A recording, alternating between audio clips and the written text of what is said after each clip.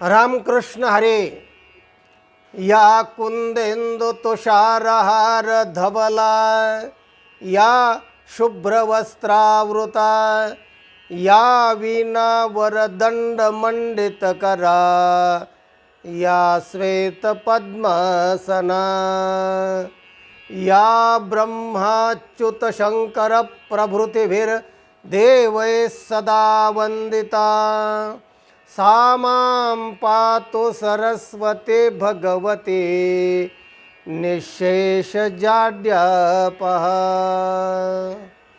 सज्जन हो, आज आपणाला वटसावित्री या संदर्भातला हा व्हिडिओ ऐकवणार आहे। वटसावित्री म्हणजे सावित्रीने वडाला आणि या पौर्णिमेला अजरामर केलं असे एक सत्पतिव्रता, निष्ठावान, पतीवर नितांत प्रेम करणारी अशी ती स्त्री।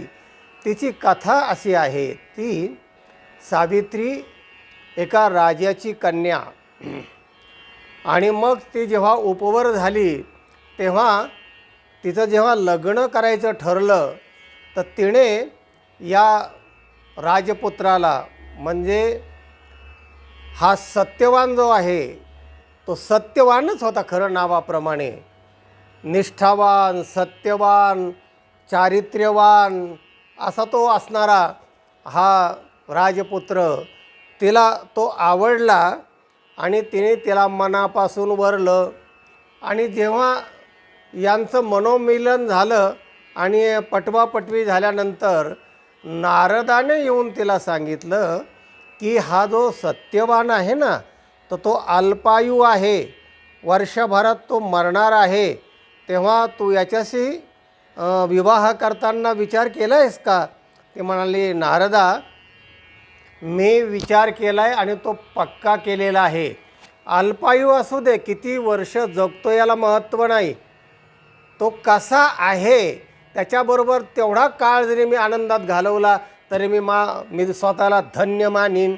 तर त्याचं जे चारित्र्य आहे, आचार विचार आहे, सौजन्यशीलता आहे, स्वरूप सुंदर आहे, या सगळ्या गोष्टी जर पाहिल्या ना तर तो मी मनापासून वरलेला आहे आणि अल्पायू असला तरी मी चालेल, मी पुढे बघते काय करायचं ते।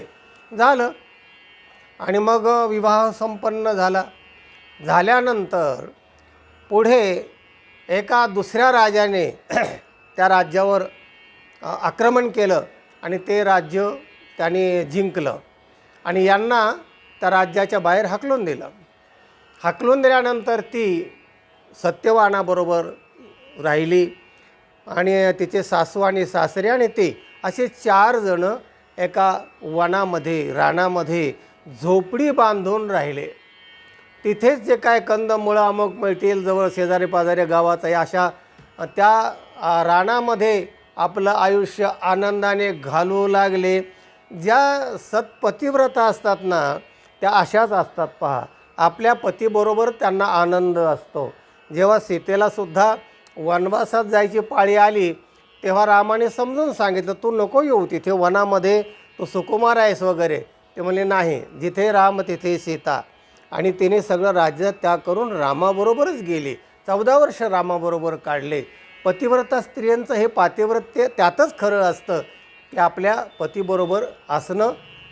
तेव्हा तशा प्रकारची ही सावित्री, आणि ती त्या रानामध्ये आपल्या पतीबरोबर, सासू सासऱ्याबरोबर आनंदाने कालक्रमण करत असताना 1 वर्ष जवळजवळ आलं आणि मग तो अल्पायू असल्यामुळे तिला चाहूल लागली। त्याला अजिबात ती विसरत नसायची, काय असेल तर यमाला येऊ दे, आणखीन काय होऊ दे, पण मी माझ्या पतीला जाऊ देणार नाही, त्याला मृत्यूच येऊ देणार नाही, असं मृत्युंजय मंत्र तिने पाठ केला, जपला, व्रत घेतलं। पातिव्रतेचं व्रत तिचं होतंच। तुका म्हणे पतिव्रता तिची देवावरी सत्ता, तिला माहिती होतं। आणि अशा प्रकारचा तिचा विचार असल्यामुळे एके दिवशी काय झालं की तो आजारी पडला आणि त्याला पण चाहूल लागली की कदाचित याचं आयुष्य संपलेलं आहे। आणि एका वटवृक्षाखाली सावलीला तो गेला आणि तिथेच तो बेशुद्ध झाला। आणि तिने पाहिलं असं इकडे तिकडे आणि ते गंभीर होऊन त्याच्याजवळ बसले। आणि तेवढ्यामध्ये यम त्याचा जीवात्मा नेण्यासाठी आल्यानंतर पतिव्रताच तिने पाहिलं ते यमाने पाश टाकलेला आहे, आपल्या पतीचा जीवात्मा काढून घेतलेला आहे, ते यम तिला दिसतो आहे आणि तिने यमाला रोखलं. म्हणलं, यमराज तुम्ही माझ्या पतीला नेऊ शकत नाही. तो म्हणला, का? माझं काम आहे, ते माझी ड्युटी आहे, त्याचं आयुष्य संपलेलं आहे आणि तुम्ही अडवू शकत नाही. म्हणाले, मी त्याची अर्धांगीन आहे आणि मी पतिव्रता स्त्री आहे, तपस्विनी आहे, निष्ठावान आहे, वगैरे वगैरे. तिने आपला परिचय यमाला सांगितला आणि मी जाऊ देणार नाही आणि जर तुम्ही माझ्या पतीला नेणार असाल तर मी पण त्यांच्याबरोबर येणार, त्यांच्याशिवाय मी राहू शकत नाही. चला मग, मला पण घेऊन चला. तो म्हटला, स्वर्गामध्ये तुम्हाला नाही येता येणार. म्हणाले, नाही येता येणार तर मग तुम्हाला पण पतीला नेता येणार नाही, नेऊ शकत नाही तुम्ही. तिने हट्टाला पेटली. स्त्री हट्ट म्हणतात ना, प्राण जाय पर वचन न जाय, अशा प्रकारची ते हट्टाला पेटल्यावर यम तिच्या निष्ठेवर प्रसन्न झाला आणि सांगितलं, सावित्री तो 3 वर मागून घे, तुला वर देतो, पण तू ह्याला मला घेऊन जाऊ दे. ती म्हणली, हरकत नाही, पण म्हणाले याचा जीवात्मा सोडून तो 3 वर माग. मग तिने ते 3 वर मागितले. म्हणले, आमचं जे गेलेलं राज्य आहे ते मला परत मिळावं आणि माझे जे सासरे आहेत ते अंध आहेत, त्यांना डोळे यावेत, दोघांनाही वृद्धत्व सुखी जावं आणि तिसरा जो वर आहे तर मी अष्टपुत्र सौभाग्यवती व्हावं. आता आली का पंचायत. बापरे, आता हे 3 वर मागितल्यावर म्हणजे तुम्ही हा म्हणलेले आहेत आणि मला तुम्ही अभिवचन दिलेलं आहे. आणि मग पतीसह या तिन्ही गोष्टी तिने परत मिळवल्या. याला म्हणतात युक्ती, याला म्हणतात भक्ती, याला म्हणतात निष्ठा, याला म्हणतात तपस्विनी आणि याला म्हणतात पातिव्रत्य. हे जे पतिव्रता आहे ना, अशा प्रकारचे असते. आणि म्हणून म्हटलेलं आहे शास्त्रकारांनी, नारी साक्षात जगदंबा नररत्नो की खान, नारी से ही प्रगट बहे रामकृष्ण हनुमान. रामकृष्ण हनुमान स्त्रीमुळे झाले. स्त्री नसती तर राम कसला ना हनुमान कसला आणि श्रीकृष्ण कसला. म्हणून यत्र नार्यस्तु पूजन्ते रमन्ते तत्र देवताः, यत्र नार्यस्तु न पूजन्ते तत्र सर्व विफला क्रियाः, असा श्लोक आहे. म्हणजे जिथे स्त्रियाचा सन्मान होतो तिथे सगळ्या गोष्टी आनंदाने सुफलित होतात. जिथे स्त्रियेचा सन्मान होत नाही तिथे सगळ्या गोष्टी विफल होतात, असं शास्त्रकाराचं म्हणणं आहे. तेव्हा या 2 सावित्र्या झाल्या इतिहासामध्ये. ही एक वटसावित्री आणि दुसरी एक महात्मा फुल्यांची सावित्री. तिने शिक्षणाचा मुहूर्तमेढ रोवली आणि स्त्रियांना पायावर उभा करण्यासाठी. त्या काळामध्ये स्त्रियांना अधिकार नव्हता शिक्षणाचा. घर आणि चूल आणि मूल एवढ्यापुरतीच मर्यादित त्यांची आयुष्याची रेषा होती. पण स्त्रियांना सक्षम करायचं असेल तर तिने ती सुरुवात केली आणि या 2 स्त्रिया अजरामर झाल्या. पौराणिक कथेमध्ये ही सावित्री तिने वडालाही अजरामर केलं आणि पौर्णिमा जी आजची आहे त्या सावित्रीच्याच नावाने ते वट सावित्री पौर्णिमा असं म्हटलं जातं.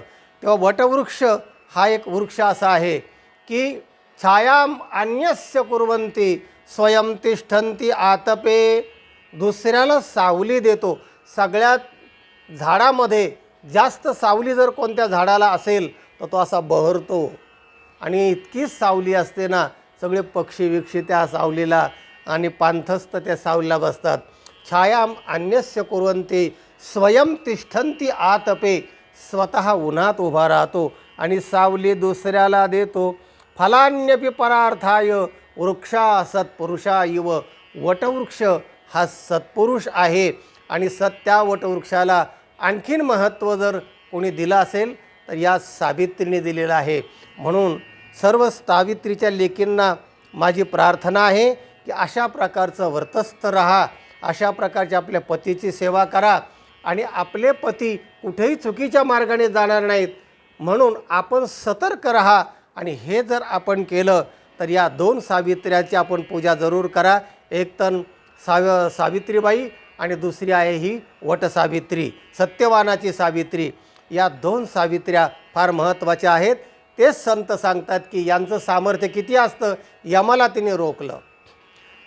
चंद्र सूर्याला सुद्धा रोखणाऱ्या स्त्रिया त्या काळामध्ये होत्या आणि त्यांना पतिव्रता असं म्हटलंय. तुकाराम महाराज म्हणतात, तुका म्हणे पतिव्रता, तुका म्हणे पतिव्रता, तिची देवावरी सत्ता, तुका म्हणे पतिव्रता. अशा प्रकारचा पतीला देव मानणाऱ्या स्त्रिया अशा देवत्वाला प्राप्त झाल्या. त्यांची कीर्ती अजरामर झाली. पुराणामध्ये, इतिहासामध्ये त्यांच्या नोंदी झाल्या. आणि अशाच प्रकारच्या स्त्रिया जशा वागल्या तर त्याही होतील या 21व्या शतकातल्या. आणि पुरुषांनो हे पण ध्यानात ठेवा की हे स्त्रीचरित्र झालं.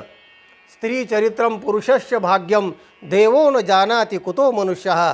तर पुरुषांचं पण भाग्य असतं की अशी जर स्त्रिया असतील ना तर त्यांना पण लक्ष्मी माना, त्यांच्या भावभावनेची कदर करा आणि मग तुम्हालाही त्या देव मानतील. आणि असला हा आपला संसार गाडा जो आहे तो अजरामर होईल. आपलं जीवन आनंदमय मंगलमय होईल. आजच्या व्हिडिओचं हे तात्पर्य आहे. हा व्हिडिओ इतरांना पाठवा, लाईक करा. ज्यांनी चॅनलला सबस्क्राईब केलं नाही त्यांनी जरूर सबस्क्राईब करा. ऐकत रहा, आनंदी रहा. रामकृष्ण हरी.